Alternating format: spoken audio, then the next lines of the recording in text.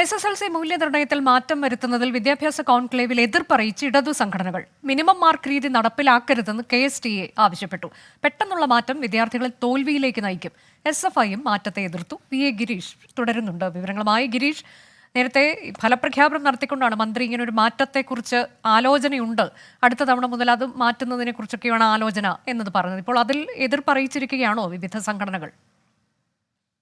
അനുജ, നേരത്തെ തന്നെ ഈ SSLC മൂല്യനിർണ്ണയ രീതിയിലുള്ള മാറ്റത്തിൽ CPIM അനുകൂല സംഘടനയായ KSTയും അതോടൊപ്പം തന്നെ ശാസ്ത്ര സാഹിത്യ പരിഷത്തുമെല്ലാം എതിർപ്പ് അറിയിച്ചിരുന്നു. നിലവിലുള്ള രീതി മാറ്റരുത് എന്നുള്ളതാണ് ഇടത് സംഘടനകൾ, അനുഭവ സംഘടനകൾ ആവശ്യപ്പെട്ടിരിക്കുന്നത്. പക്ഷേ ഇന്ന് ചേർന്ന വിദ്യാഭ്യാസ കോൺക്ലേവിൽ മറ്റ് അധ്യാപക സംഘടനകളും വിദ്യാഭ്യാസ രംഗത്തെ വിദഗ്ധരുമെല്ലാം ഈ മിനിമം മാർക്ക് ഏർപ്പെടുത്തണമെന്ന നിർദ്ദേശത്തെ പൊതുവെ അനുകൂലിക്കുന്ന ഒരു നിലപാടാണ് സ്വീകരിച്ചത്.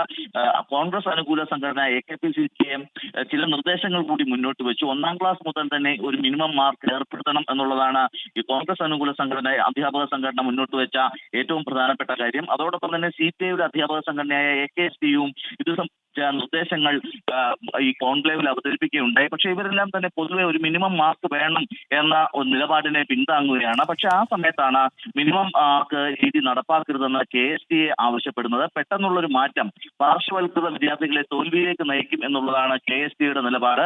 SFIയും ഈ മാറ്റത്തെ എതിർക്കുന്നുണ്ട്. മിനിമം മാർക്ക് രീതി വിദ്യാർത്ഥികളിൽ സമ്മർദ്ദമുണ്ടാക്കുമെന്നാണ് SFI വ്യക്തമാക്കുന്നത്. പക്ഷേ ഈ കോൺക്ലേവിന്റെയൊക്കെ അടിസ്ഥാനത്തിൽ സർക്കാർ ഒരു അന്തിമ തീരുമാനത്തിലേക്ക് എത്തുമ്പോൾ ഒരു മിനിമം മാർക്ക് ഏർപ്പെടുത്തണം എന്നുള്ളതിനാണ് ഇപ്പോൾ മുൻതൂക്കം ലഭിച്ചിരിക്കുന്നത്. അനുജ, SSLC മൂല്യനിർണ്ണയത്തിൽ മാറ്റം വരുത്തുന്നു എന്നുള്ള ആ ആലോചനയിലാണ് ഇപ്പോൾ എതിർപ്പറിയിച്ചുകൊണ്ട് പ്രധാനമായും ഇടത് സംഘടനകൾ രംഗത്തെത്തിയത്. വിധി ദിനത്തിൽ 24 മാജിക് ജൂൺ 4-ാം തീയതി ചൊവ്വാഴ്ച രാവിലെ 5 മണി മുതൽ 24-ൽ.